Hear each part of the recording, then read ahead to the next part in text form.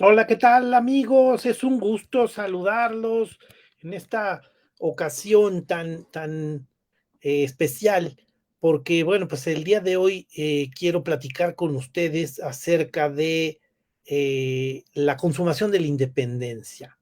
Pues precisamente amigos de historiadores que le vamos dando seguimiento aquí a nuestros temas, pues la verdad es que lo que vale la pena hoy recordar es que los momentos de independencia de México, la lucha de independencia, empezó en 1810 con el levantamiento del cura Hidalgo. Habría que decir que hubo algunos momentos que antecedieron ese evento, pero sucede que después hubo otros acontecimientos. Entonces esos acontecimientos hicieron que la guerra de independencia durara desde 1810 y no se interrumpiera, continuara un levantamiento, continuaran diferentes eventos hasta 1821. Mañana es 27 de septiembre de 2023. Hace 202 años, pues sería precisamente el 27 de septiembre de 1821, y es la fecha en que se presentó el evento de la consumación de la independencia. La consumación de la independencia, pues es finalmente una firma oficial, un reconocimiento oficial y la declaración de que el país México está separado de España y tiene autonomía. Y esa situación es la que da origen a nuestro país.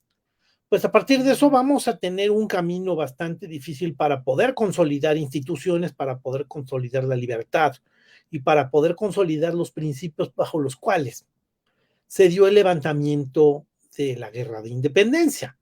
La guerra de independencia de México hay que entenderla que pertenece también a una serie de eventos mundiales que también traen consigo una serie de principios comunes. Esos acontecimientos se les conoce como revoluciones burguesas o como revoluciones de independencia, como revoluciones liberales. Este acontecimiento de la independencia de México se da de 1810 a 1821, pues está dentro de un marco además muy característico. Toda América Latina va a estar sometida también a una serie de levantamientos y de luchas y de campañas militares. Y finalmente también, pues en un lapso prácticamente igual, se va a dar la independencia argentina, de Chile, de Perú, de Colombia, de Venezuela. Y al final, bueno, pues dentro de esas condiciones también se da la independencia de México y de todo Centroamérica. Entonces, el día de hoy lo que quiero platicarles es precisamente ese momento de consumación de la independencia. Aquí les estoy mostrando un mapa del centro de México. ¿Por qué? Porque lo que quiero que recordemos es que el cura Hidalgo, que es quien inicia la independencia el 16 de septiembre de 1810, se levanta en Dolores.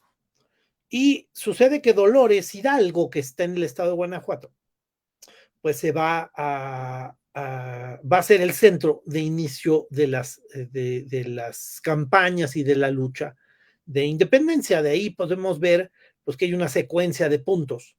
De Dolores, que está en el mero centro del mapa, podemos ver que sigue un lugar que se llama Totonilco, después San Miguel el Grande, que se va a convertir en San Miguel de Allende, y va a haber la toma de la ciudad. Después, pues vamos a ver que todavía va a continuar si hay una campaña hasta que se va a regresar dentro de lo que sería la misma campaña hacia la ciudad de Guanajuato, en donde va a haber un enfrentamiento muy cruento por parte del ejército insurgente. Y después, pues finalmente el cura Hidalgo, con su grupo de seguidores, va a dirigirse a la Ciudad de México. Va a llegar al Monte de las Cruces, y en el Monte de las Cruces, allá cerca de la zona del oriente de la Ciudad de México, para ir de la zona de Coajimalpa, al final del poniente, perdón, estoy diciendo oriente, dice un error, del poniente de la ciudad, ahí pues se va a arrepentir. El cura Hidalgo no va a atacar la Ciudad de México, sino que va a retirarse, se va a ir hacia Guadalajara y de ahí su campaña va a terminar teniendo una serie de acontecimientos que van a terminar con su derrota en Puente Calderón, que va a obligarle a irse hacia los Estados Unidos, en donde va a ser capturado. Entonces, así es como empezó la lucha de independencia, que empieza en septiembre de 1810, y para mayo de 1811 el cura es capturado en Acatita de Baján, cerca de la frontera con los Estados Unidos, en donde él, bueno, ya quería dirigirse, la frontera actual, ¿no? Porque en su momento él estaba apenas acercándose a Texas, que Texas pertenecía al territorio mexicano. Y bueno, pues ese va a ser parte de su campaña. Y bueno, pues contándoles precisamente de estos acontecimientos es que quiero pues hacer esa remembranza. Realmente la lucha de independencia traía consigo, y es lo más valioso, traía consigo una serie de principios sociales, intelectuales, políticos, que buscaban un progreso, una mejora en las condiciones humanas. Eran luchas que buscaban o que se legitimaban en un argumento intelectual, un argumento derivado de la ilustración. Si hablamos que la independencia de México pertenece a las revoluciones burguesas, es porque pertenece también a aquellos principios por los cuales se lucharon en la Revolución Francesa, unos años antes, 30 años antes. Y también algunos principios que se dieron en la independencia de Estados Unidos 35 años antes.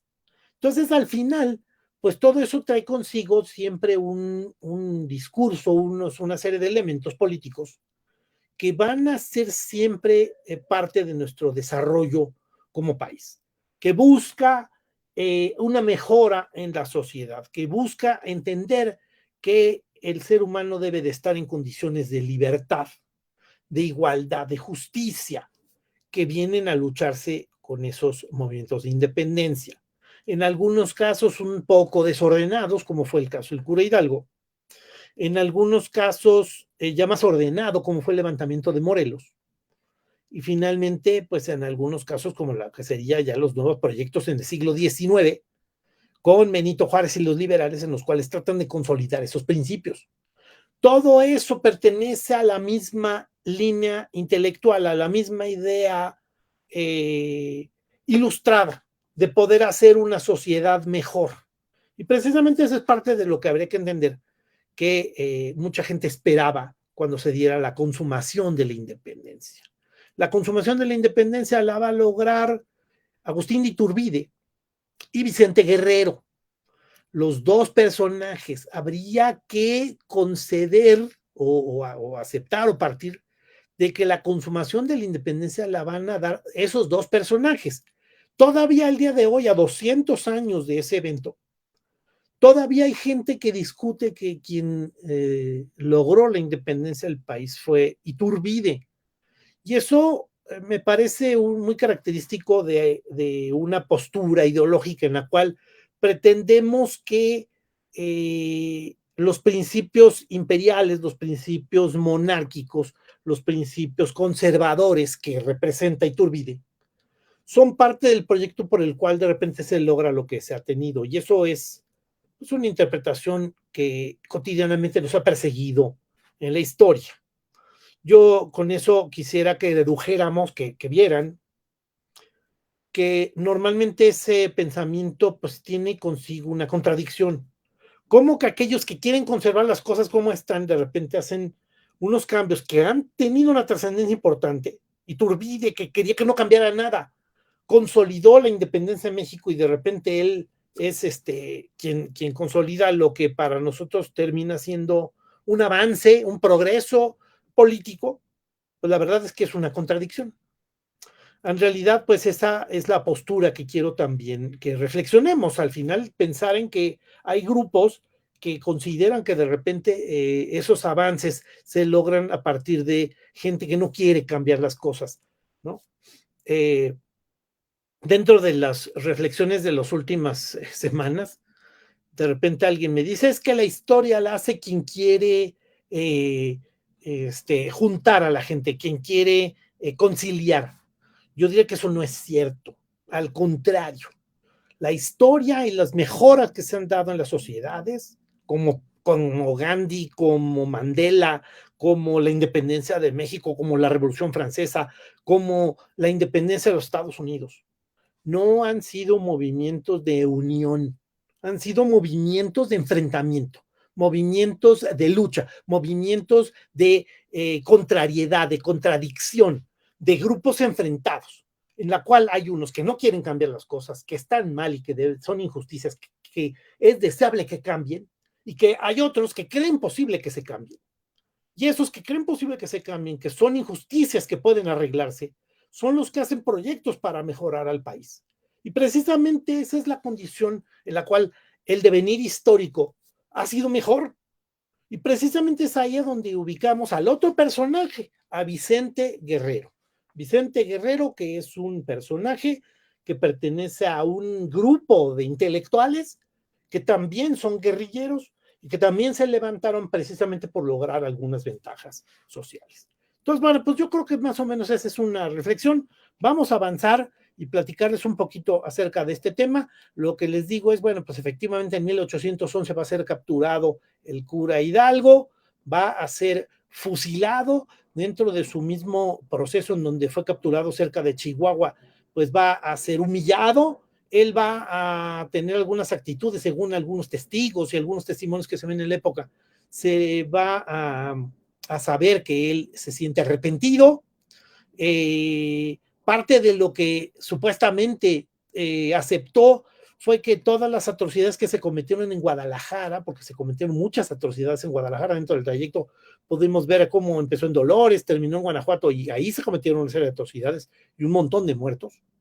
Finalmente va a llegar a Guadalajara, Guadalajara lo vemos al extremo izquierdo de este mapa, abajo, en donde pues vemos que él capturó Guadalajara y allí estableció un gobierno diferente, un gobierno supuestamente independiente, y en el cual trató de hacer una serie de cambios políticos que trajeron consigo algunos avances importantes. Aquí es donde se hace la abolición de la esclavitud por parte de Hidalgo, y es el primer gran paso de lo que serían los procesos de igualdad y de libertad en este territorio que está aquí reflejado. No se acepta que existan esclavos, es un tema inhumano, es un tema violatorio de derechos humanos y precisamente el cura Hidalgo lo hace patente. También establece un modelo de división de poderes, establece una igualdad ante la ley y una sumisión a lo que serían los proyectos de ley, pero finalmente también se ve inmerso en una dinámica que es nueva, que no sabe cómo armarla, porque no es un revolucionario como los revolucionarios franceses, sino es un personaje un poco sorprendido por los eventos de captura que se hicieron en México de persecución hacia los conspiradores. Finalmente, por eso el cura Hidalgo no va a lograr consolidar una serie de pasos. Y él aquí en Guadalajara, en Acatita de Baján, pues se arrepiente de lo que pasó. Dice que se dice, o dentro de los testimonios se acepta que él estuvo un tanto arrepentido, que se le vio inmerso en esa vorágine de la dinámica social que fue muy violenta. Y finalmente, bueno, pues ese arrepentimiento le va a traer consigo un juicio político en el cual lo van a declarar traidor y un juicio religioso en el cual lo van a excomulgar. Lo que les dije hace unos minutos. Después, ya durante la historia oficial que se va a dar en México a lo largo de los diferentes gobiernos, cuando finalmente se le reconoce al cura Hidalgo como el iniciador de la lucha de independencia y la lucha de independencia como algo bueno, se le va a acomodar a la historia. Entonces, algunos grupos conservadores van a decir, no, es que esa excomunión no va a ser válida. Se anuló. No, sí hubo una excomunión y sí lo excomulgaron y el cura fue muerto fuera de la iglesia. Y entonces eso es una verdad. No podemos de repente cambiarla. Hay gente que la quiere acomodar para hacer que este personaje también esté dentro de la lógica católica, que no vaya a ser que lo consideren un hereje. Pero eso fue en su momento. Entonces, bueno, pues la verdad es que también hay que analizar los acontecimientos a partir de eso.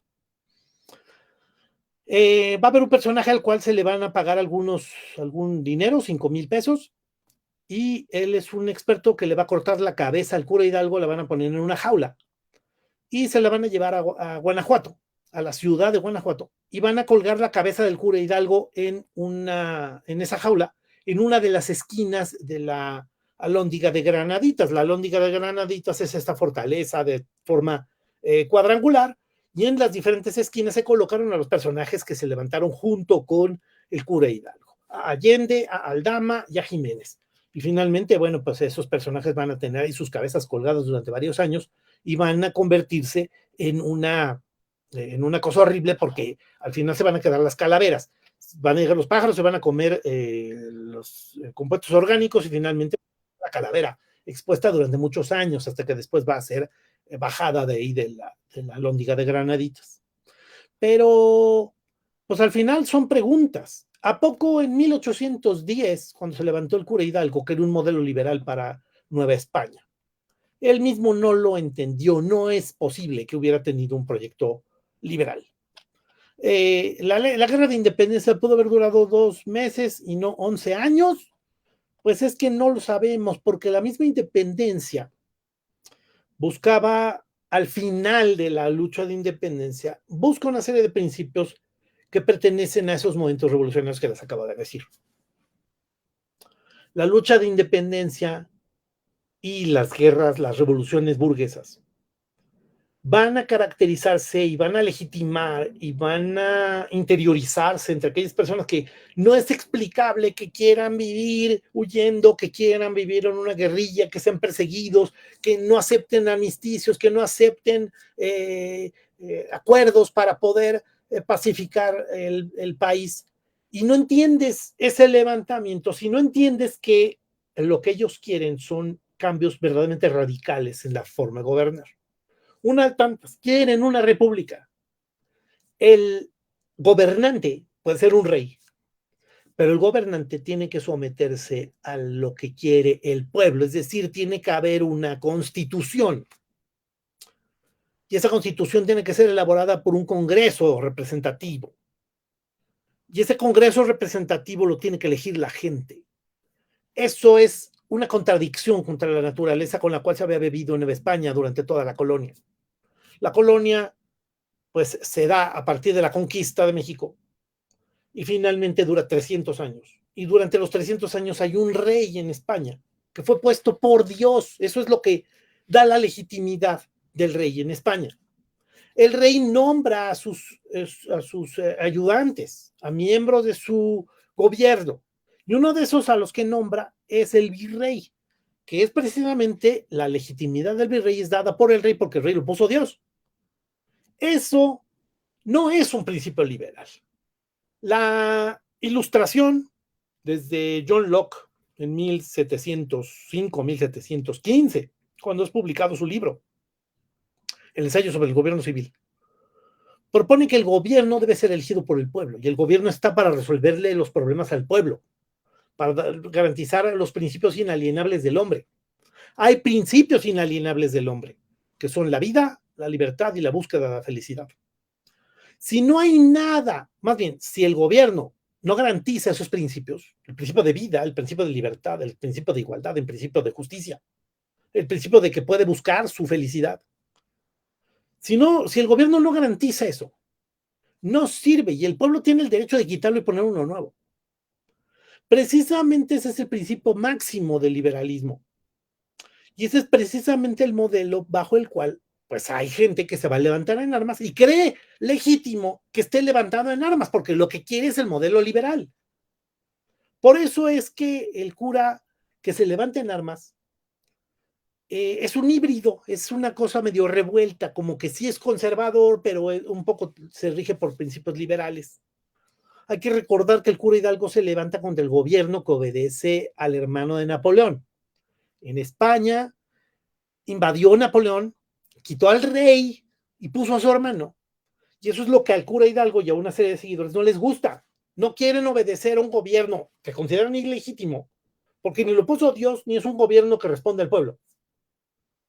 Y sucede que entonces consideran legítimo levantarse en armas para quitar ese gobierno, para regresar al gobierno del rey legítimo que es Fernando VII. Por eso es lo contradictorio. No quieren un proceso liberal, quieren un proceso de regreso al rey anterior, que es el que consideran legítimo, y acuden a los principios liberales para levantarse en armas en contra de ese rey. Y bueno, pues al final por eso es que la duda sería, ¿y a poco la independencia pudo haber durado pocos años y no tantos? Bueno, vamos a ver. Hidalgo quería un gobierno central, Hidalgo quería un imperio. ¿Qué es lo que quería Hidalgo? Y bueno, pues al final vamos a ver que a partir de la independencia van a pasar varias cosas. Por ejemplo, México va a vivir varios eventos trágicos, ¿no? Tan pronto se consolida la independencia en 1821 con Iturbide y con Vicente Guerrero. México se va a ver envuelto en una guerra civil que va a terminar con la caída del imperio y el establecimiento de una república en 1824. También vamos a tener después un personaje militar que gobernaría 11 veces y que duraría entre 1826 y 1855 hasta que es tirado por otra revolución. Va a haber 2 invasiones francesas en ese lapso. Va a haber una invasión norteamericana y además se va a perder la mitad del territorio. Se va a perder Texas y se va a perder en una guerra de independencia, que no es lo mismo que la invasión norteamericana. Y también vamos a tener una guerra civil en 1857, así que también el proceso posterior a la independencia no va a ser nada sencillo. Va a ser muy complicado y va a ser muy difícil, ¿no? Ahí, bueno, pues esta es una reflexión que quiero que también nos ayude a lo que estamos platicando, a ver si nos ayuda un poco a irlo madurando, a darle vueltas. México se pudo haber evitado las guerras internas, invasiones extranjeras y despojos territoriales que le llevaron a vivir los peores 50 años de su historia.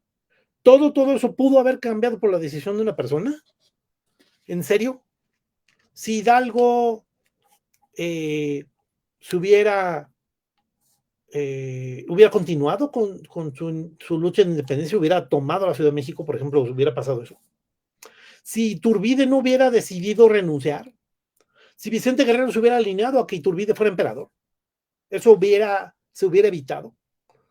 Estamos hablando de un proceso muy difícil, pero que además, pues como vemos en esta lista, pues es un proceso que sufrió muchos descalabros, muchos derrumbes. El país se sometió a unas condiciones muy difíciles y prácticamente pareciera que también estaba destinado a fragmentarse, a separarse.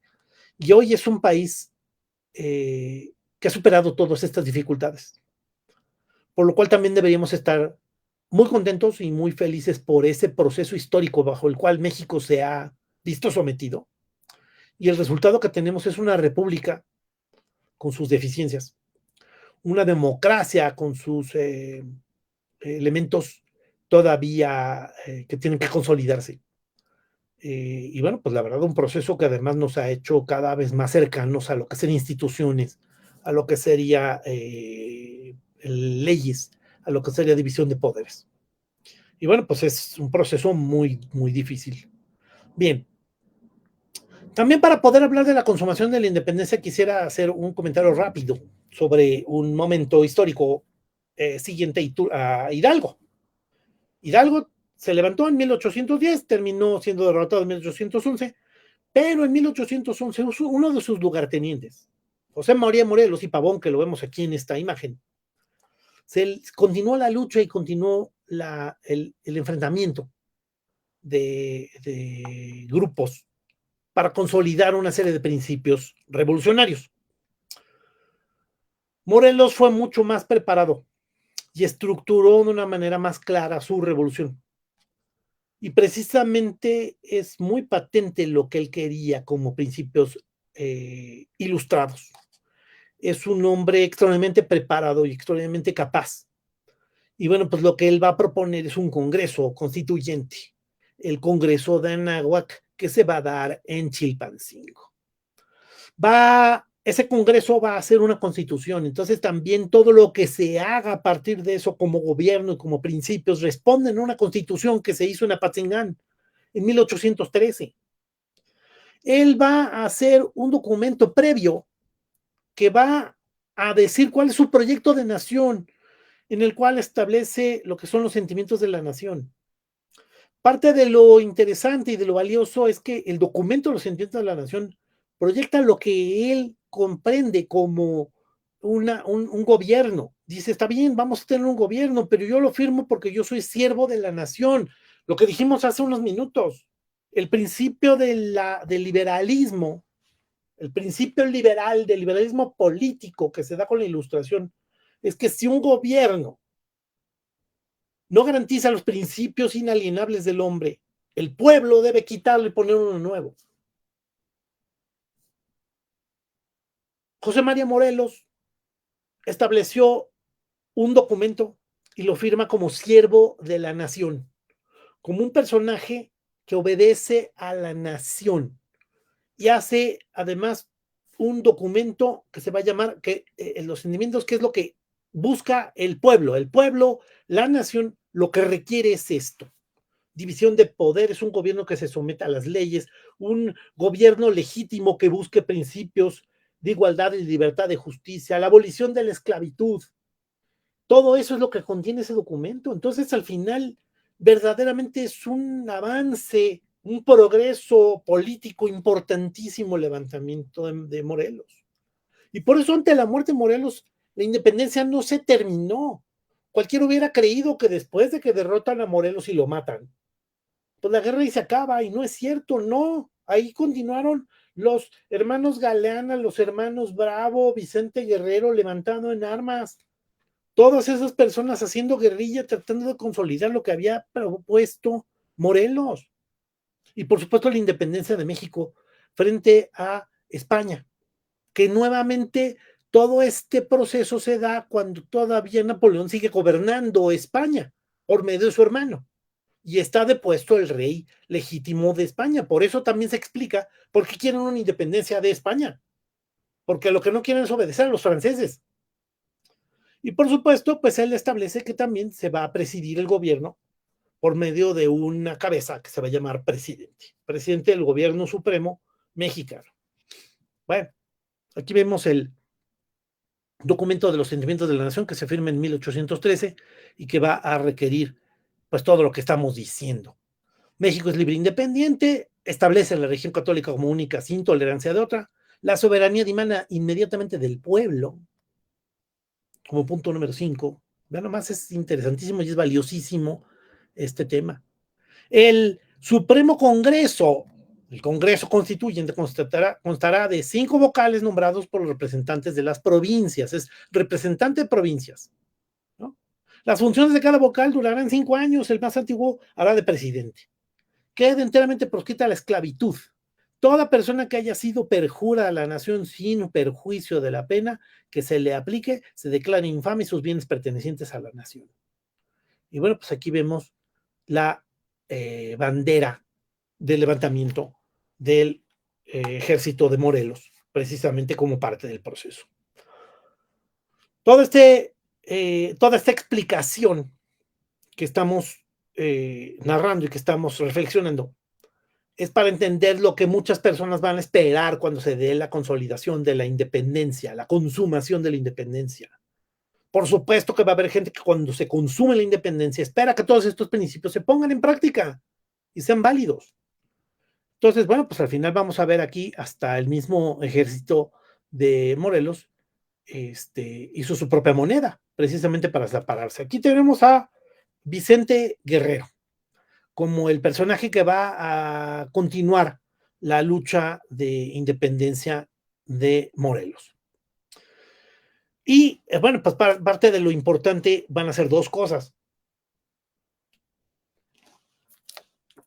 Uno de los temas importantes es entender que Napoleón va a ser derrotado y va a perder. Esa derrota se va a dar primero en la campaña de Rusia de 1812, en donde va a ser derrotado casi a finales del año, y para principios de 1813 tiene que retirarse de España y de varios lugares que tiene conquistado para tratar de reforzarse y otra vez tratar de ganar, y va a ser derrotado Napoleón en Francia. Con lo cual, el rey de España, Fernando VII, va a regresar al trono y va a gobernar España. Pero sucede que Fernando VII, a la hora de que regresa, pues varios de los que lucharon porque regresara en España, en la península ibérica, habían propuesto un plan, así como hay un plan que establece Morelos en México. En España, los que están levantados en contra de Napoleón también tienen un plan. Y su plan también está basado en principios liberales. Entonces, cuando regresa el rey y quiere gobernar, hay un grupo muy importante de gente que luchó por España y por el regreso del rey, pero que quiere que el rey se someta a una constitución. Los españoles habían elaborado una constitución en la ciudad de Cádiz, al sur de España.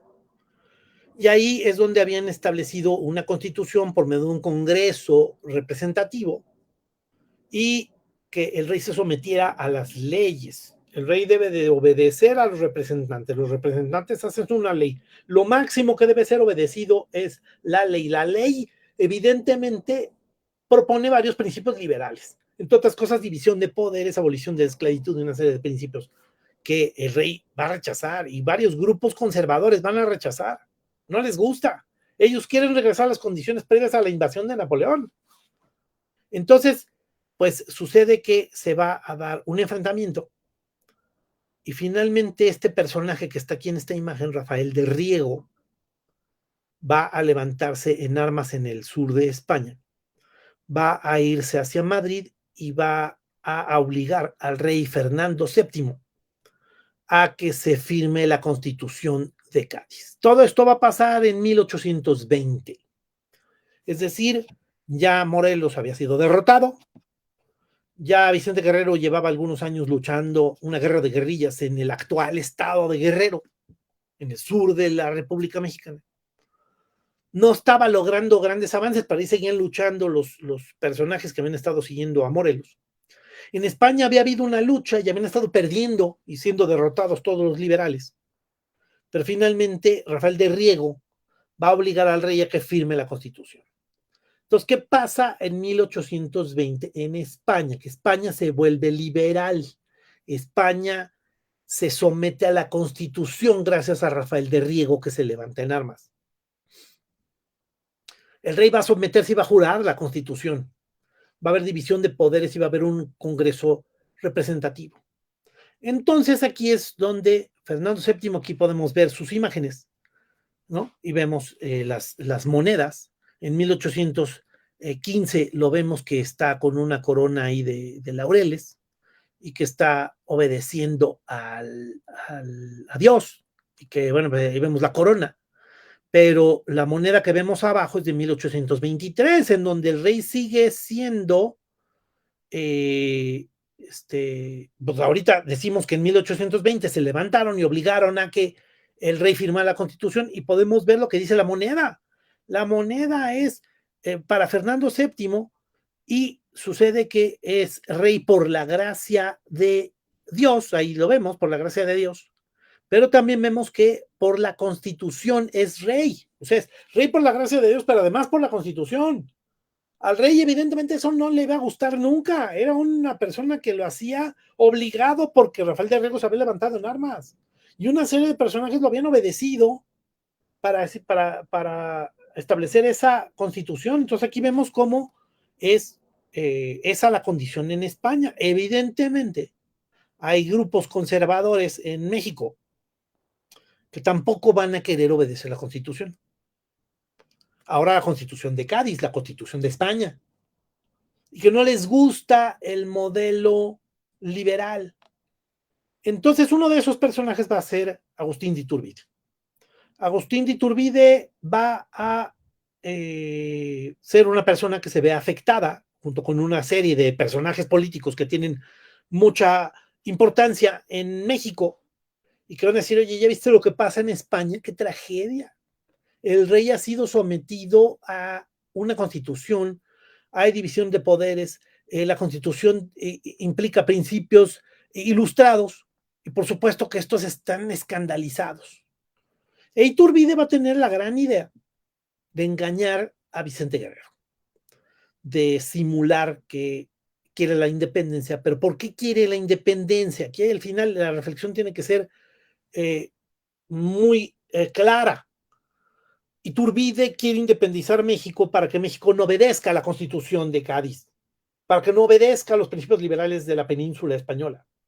Y la idea es que independicen México para ofrecerle la corona a Fernando VII, para que Fernando VII sea liberal en España, pero absolutista en México.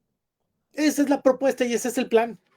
Es muy difícil entenderlo si no entendemos toda esta reflexión del liberalismo y lo que busca el liberalismo. Al rey no le va a gustar esa idea. E Iturbide pareciera, dice, como si fuera una idea brillante, el hacer la independencia de México para ofrecérsela a Fernando VII, para que Fernando VII sea rey de México, pero como rey absolutista, que no obedezca ninguna constitución, que no obedezca ninguna ley, que no haya división de poderes, que no haya sometimiento a congresos representativos, y que sea rey por derecho divino.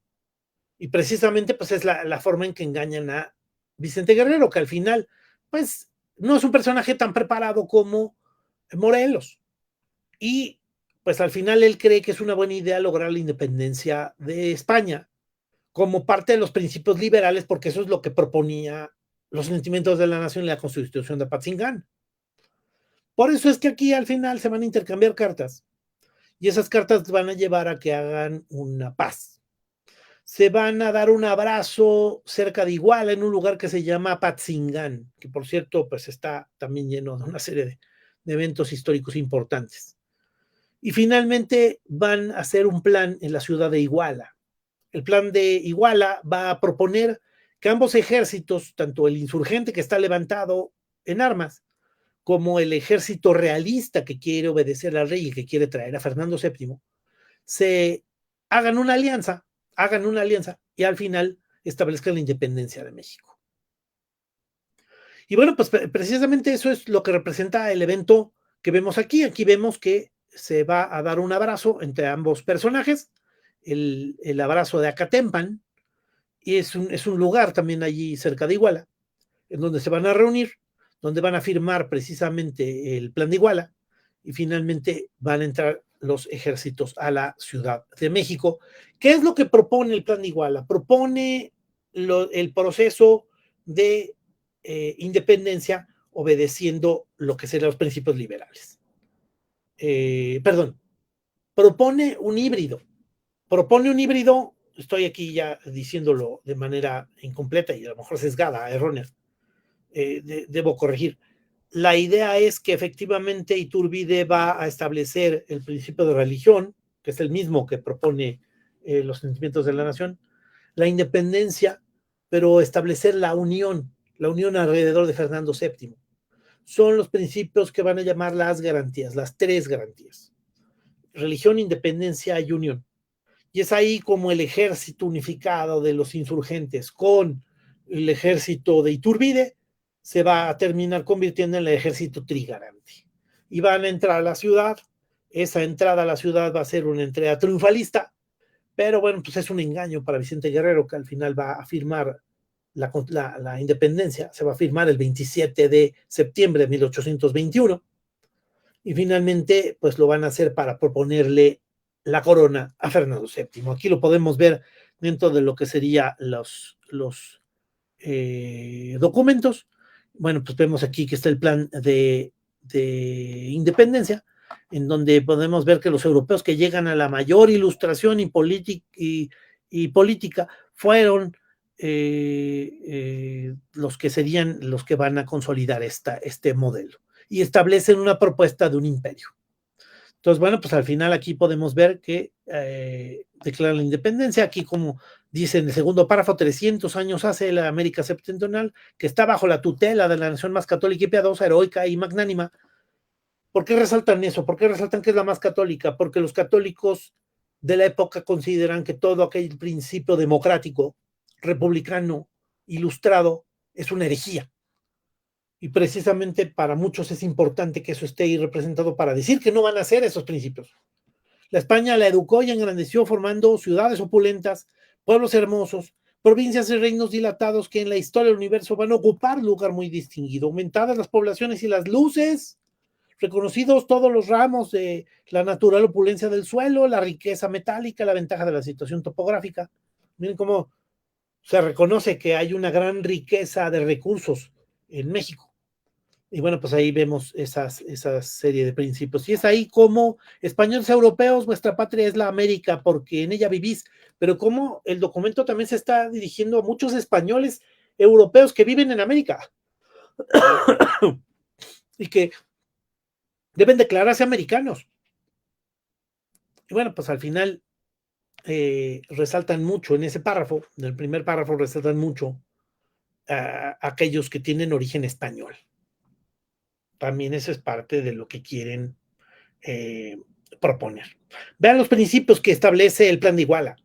Religión católica, absolutamente independencia de ese reino, gobierno monárquico. Fernando VII y en sus casos los de su dinastía serán los emperadores. Habrá una junta interina que reúna cortes. Esta nombrará gobernativa y se compondrá de los vocales ya propuestos al virrey y gobernará en virtud del juramento que tiene prestado el rey. Y bueno, pues al final vamos a ver esas ideas. Y bueno, pues amigos, esto es precisamente lo que yo quería reflexionar con ustedes. Mañana tenemos el aniversario de este movimiento de independencia que pasó por varios procesos y que con la consumación de la independencia que se da con Agustín de Iturbide, pues no es más que un paso que va a tener una serie de dificultades después, porque lo que proponen es una camisa de fuerza, basados en una serie de principios liberales. Quieren independizar a México para mantener las condiciones conservadoras. Y eso es precisamente lo que trae consigo los enfrentamientos, que van a traer dificultades para México, pero que también van a hacer más fuerte los modelos políticos bajo los cuales el país va a empezar a salir adelante. Y bueno, pues va a tener momentos de grandeza estos eventos, estos acontecimientos y de consolidación de los principios liberales, que al final son los que han hecho y los que demuestran el progreso de los países. Y bueno, pues amigos, pues llegamos al final de esta reflexión, de esta plática. Yo les agradezco mucho la atención, le agradezco mucho a la revista Corposano su espacio. Y bueno, pues también le agradezco a Alma Besares la producción en el programa, a, a, este, a Jaime Villarreal la dirección del canal. Y bueno, pues nos estamos viendo en otro capítulo más de Historiadores, que vamos a seguir aquí platicando en la revista Corposano. Muchas gracias. Nos vemos, que les vaya muy bien. Hasta luego.